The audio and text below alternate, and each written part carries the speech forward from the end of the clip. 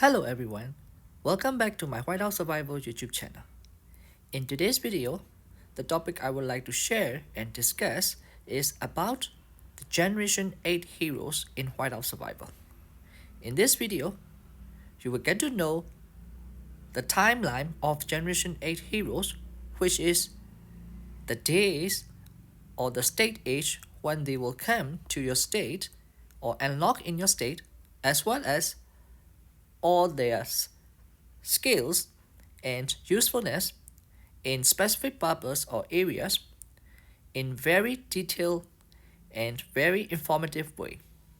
So if you think this video is really helpful and informative, please don't forget to subscribe my Whiteout Survival channel, as well as please like this video and share this video with your friends.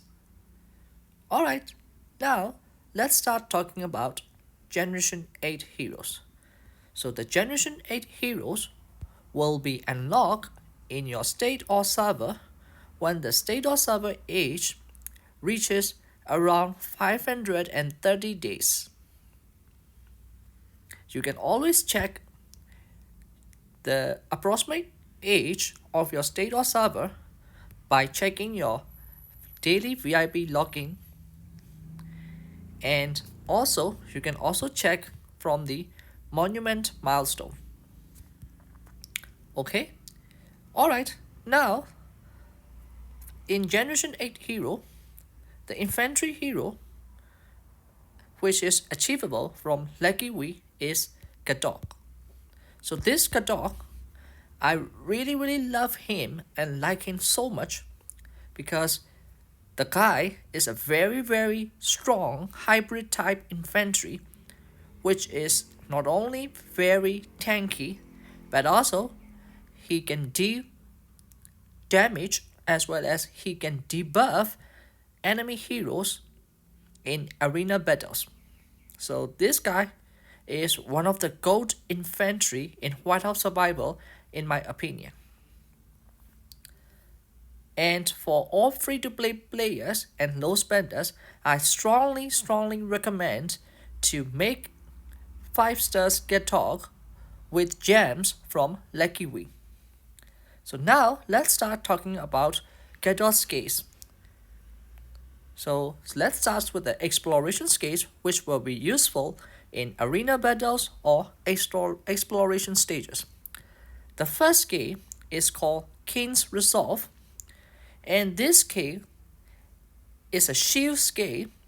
Whenever this key is activated, Gatot will get a shield with protection which is equal to his attack percentage, and this shield will last for 5 seconds. So this key is very useful for frontliner infantry because of the shield, which will protect and make Gatot survive a little bit longer. And second exploration skill is called Riot Authority, which intimidates all enemy heroes in arena battle, reducing their attack by certain percentage and increasing his attack to certain percentage depending on the number of intimidated heroes for 3 seconds. So this skill is also really strong debuff to enemy heroes and buff himself skill. And because it debuffs enemy heroes attack and buff his attack, this case also contributes to the first shield skill King's Resolve, which depends on Gatot's attack.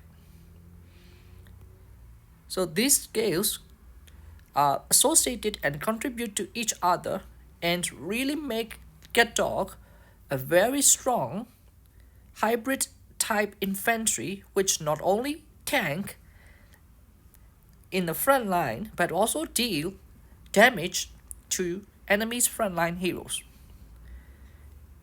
And the last exploration skill of Gatot is called Regal Dance, which is also a very skill in my opinion, which gives him 15% chance of dodging enemy's normal attack as well as 20% critical rate. So these skills also very useful. Because of the dodge rate, your Gatot will be quite tanky as a frontline hero, as well as because of the 20% critical rate, his attack will be higher, and this will also contribute his shield skill activation. Alright, now let's talk about the widget exploration scale, which is King's Punishment. So this King's Punishment is a additional attack percentage contribution to the first exploration shield protection scale. So extra shield protection equal to attack into certain percentage depending on your widget level will be contributed to the King's Resolve shield scale. And another thing is it can also reflect 10% damage to the enemy while the shield is active. So Gatot widget exploration scale makes Gatot really strong in arena because it adds extra attack percentage to the shield protection, plus the main thing is that reflecting damage or return damage to the enemies.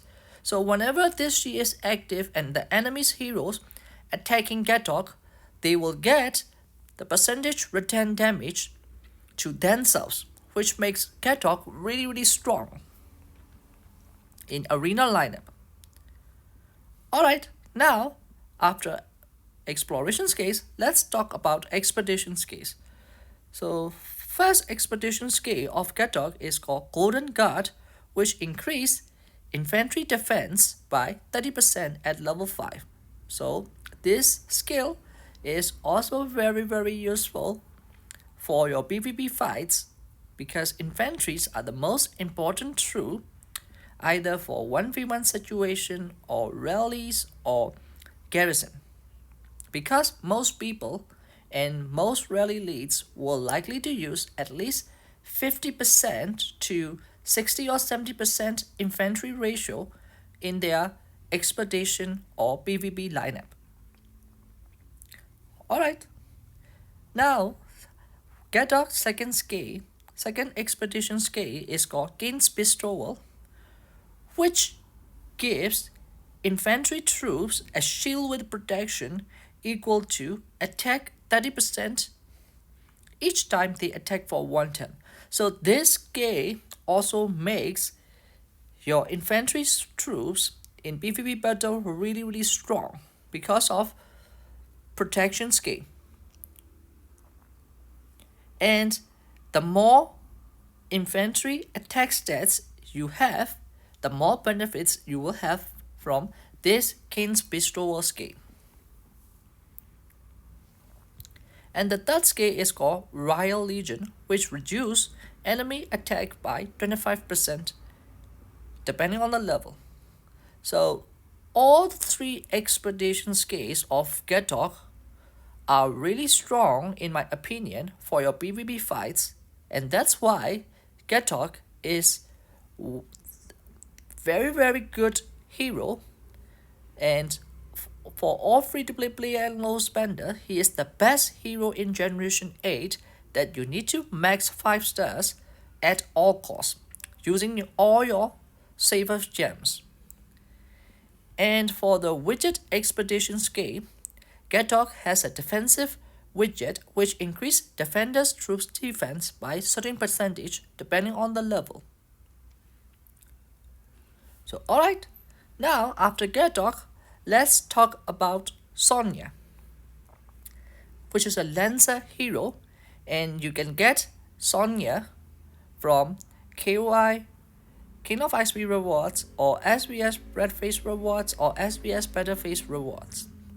So Sonia is also another best hero in Generation 8 that the free-to-play player or low spenders should invest if they have a decent amount of general mediships, plus if they can get top free rewards and free shots from KOI and SBS battlefields.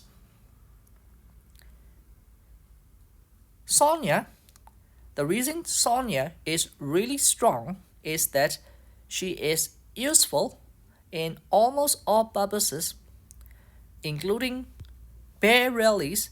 She can be used as a rally joiner, and for the PvP fights, she also have decent expeditions skills, and also her main value is mainly for the arena battle lineup, because this Sonia is a very good damage dealing lancer with area effect damage scale and crowd control scale. So let's start talking about her exploration scale. Her first exploration scale is called Extreme Cold, which is an area effect damage scale not only to the target hero but also to the nearby enemies. So this scale is really strong, not only because of crowd control scale but also due to area effect damage scale. And Sonia's second scale is called Frozen Bomb.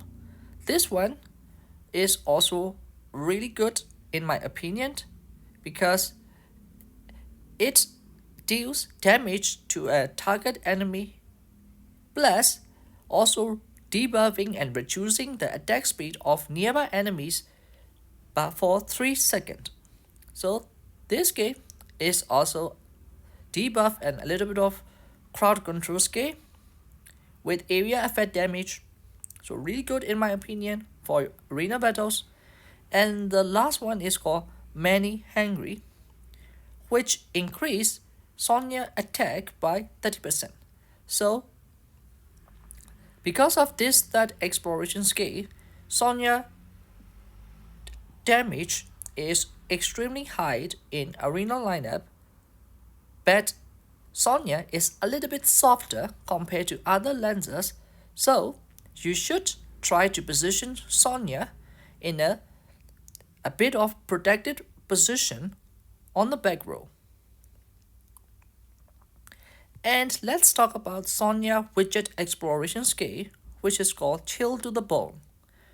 And this scale is increasing her attack by additional percentage depending on the widget level, plus whenever her first exploration scale Extreme Cold end, the Shatter Eyes will deal extra 50% area effect damage to nearby enemies. So quite useful and make Sonia strong in arena battle. Now let's talk about Sonia expedition scale. So Sonia expedition scale, the first one is called Treasure Hunter, which increase 20% damage for all troops. So this scale is the reason why Sonia is a decent rally joiner for your bear rallies. And also another second scale is called Bounty Temptation, which is increase her lancer's damage 75% every 2 attacks, plus increasing attack by 25% for all troops for 110. So this scale is also really strong.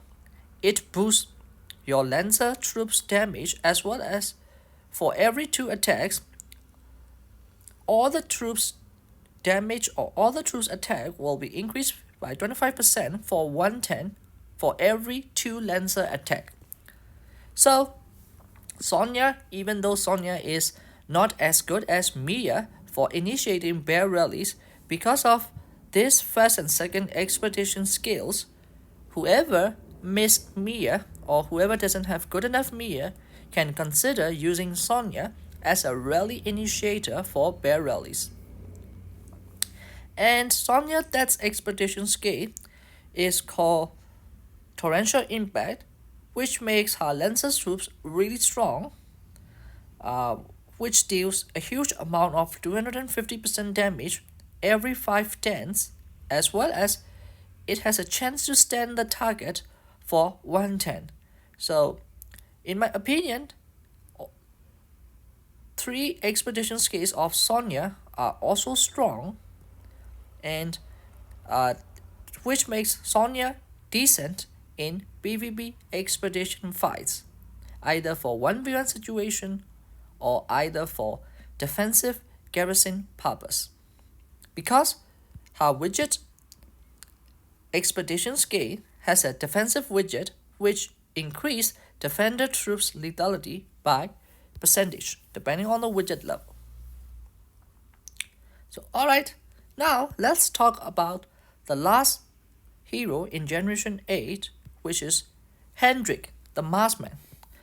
So basically, Generation 8 heroes, they are very similar to Generation 5 heroes in my opinion, because Generation 8 is also an all-star generation like Generation 5.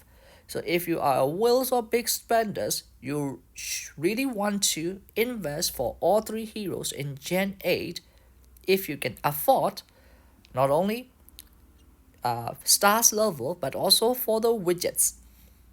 But still, Hendrik is the last choice or the last priority that you should consider as a free-to-play player or low spender, because you cannot afford to invest for all 3 heroes in one generation as a free-to-play player or low spender. Even though Hendrik is a good hero, he is a Hall of Hero heroes, and it will cost you a lot of general mythic shards if you try to make him either 4-star or even 5-star, because his source is only from Hall of Heroes and you cannot get any free Hendrik shards like from the SVS rewards or KOI rewards. But still, this marksman is a really strong marksman, mainly for your arena battles and exploration stages, as well as for the PvP. He has very good useful skills that can make your marksman's troops really strong, and also because of the rally widget and increased generation of marksman stats, you can also use Hendrik as a bear rally initiator. Okay, so now let's start talking about Hendrik's exploration skill. So Hendrik, this guy is a seaman or sailor, and his skills are really similar to Generation 2 Alonso. That's why Hendrik is basically a beast hero in arena lineup, because he is quite similar to Generation 2 Fisherman Alonso. So the first skin is Son of Relic, which is an area effect damage and crowd control skill, which deals 300% damage to area effect targets and also stunning them for 1.5 seconds, which is really strong in my opinion. And the second exploration skill is called Sinking Anchor, which deals percentage damage to enemies within range. So it is also an area effect damage skill and will be useful in killing enemy escort troops. And the third exploration skill is called Lamprey's Kiss, which gives Hendrik increased attack by percentage depending on each enemy he defeated, and maximum stat is 15 stacks, and for 1 stack it is 2.5%. So this skill is also make Hendrik a really strong marksman and really strong damage dealer in the back row, because after killing 15 troops or 15 enemies, he will have extra bonus 3 to 3.5 35% extra attack damage as a backline damage dealer because of this Lamprey's Kiss. And now let's talk about his exploration, his widget scale. So for checking this widget scale, I need to use 10 sheds and make Hendrik 1 star. So okay, now let's check his scale. His widget exploration scale is called Hydra's Dance, where there will be tentacles after the Son of Relic. So after the Son of Relic scale activation, there will be octopus-like tentacles appear between the front row and back row, which will attract the nearby enemies to attack. It's like a decoy, or it's a decoy that is forcing enemies to attack that tentacle. So their formation will be disrupted and it will create lots of chaos in enemy arena lineup. And these tentacles have 30% of Hendrik's initial health and will exist for 5 seconds. So because the enemy arena heroes and troops has to kill this Hydra dance, it will be a decoy or a distraction, and your arena scrubs will have massive advantage over enemies in arena battles. I really love this Hydra dance game in arena battle. Still, as a free-to-play player or low spender myself, I cannot afford to invest and make Hendrik 4 to 5 stars because I cannot afford all 3 heroes and share the widgets for all 3 heroes in Generation 8. So I will likely to skip Generation 8 Marksman Hendrik, and I will try to get Infantry Gatot and Lancer Sonia and share the widget chats between the 2 of them almost equally. So let's talk about Hendrik expedition scales. The first expedition scale is called Worm's Ravage, which reduces all enemies' troops defense by 25%. So it's a quite useful scale, especially for attack. And the second scale is called Armor of Manacles, which covers all friendly troops with a layer of manacles every 4 turns, decreasing their defense by 30% for 2 turns. So this scale is also a strong scale because it affects all your troops, infantry, lancer, and marksmen, and increasing their defense. Even though it is a 10-base scale, after every 4 turns attack by marksman, you will get your troops defense increase for 2 turns. Is a really good thing in my opinion. And the third expedition scale of Hendrik is called Dragon's Hell, where every 3 turns